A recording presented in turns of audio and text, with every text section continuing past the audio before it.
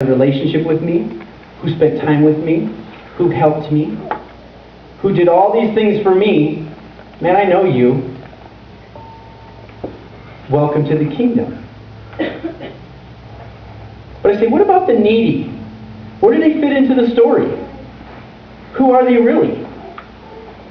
I mean, I looked at this and I labored over this. I'm like, hold on a second. My idea is that the sheep are God's people, the goats are people that just don't care.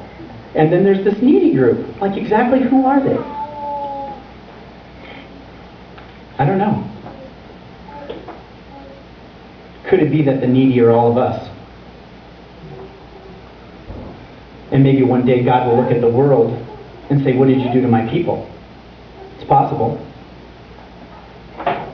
Or at the same time, he might look at it and say, yeah, we're all needy, and we all have different needs, and we're all sick at times, and we need to be visited, or we've all made mistakes, and maybe been in jail, or we all need clothes, or we all need food, different things. But even then, even if you are one of the needy, can you still be a sheep? If you are one of the needy, can you still be a goat?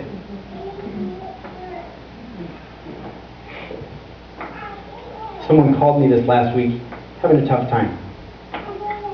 A real tough time. Kind of left out there alone, all by herself. She was extremely sad, depressed.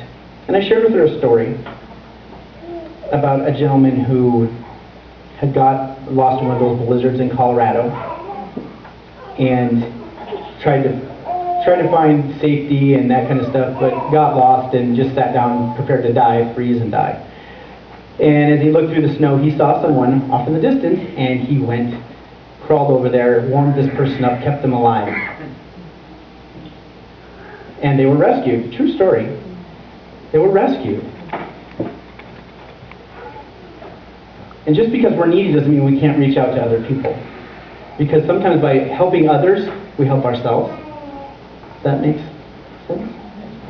We might have things going on and trash in our life and this going on and that going on. But in the end, when Jesus says, okay, it's all done, and we look for that day so we don't have to see pictures like that again and see people like that again, he still looks out and says, what have you done for me? Now, I'm not talking about salvation by works, because we know that's free. Extremely free. For by grace you've been saved, it's a gift of God, not that any man should boast. Yet still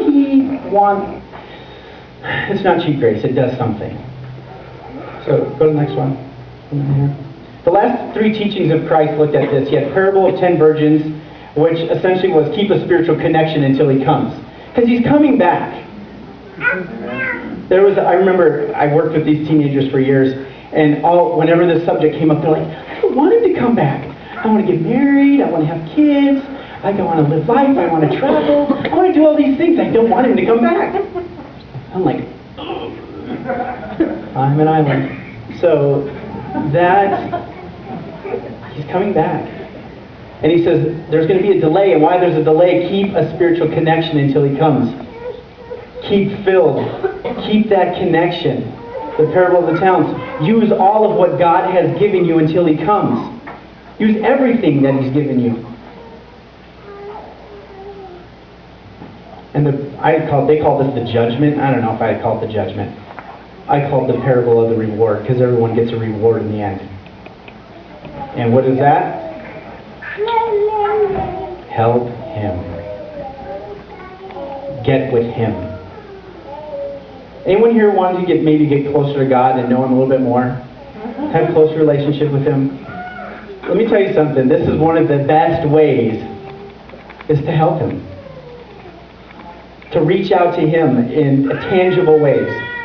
I remember reading this once and I was like, oh, you mean every time I give my wife a hug, I can give God a hug? And so every time I hug her, I just think, oh, I'm giving you a hug too. It's tangible. And I mean, it's great. It doesn't matter where we're at really in this story. I mean, I want to identify myself with the needy. Because what does he say about the needy in there? He said, I say to you, to the extent that you did it to one of these brothers of mine, even the least of them, you did it to me. That he so, what's the word? He identifies himself with us. he identifies himself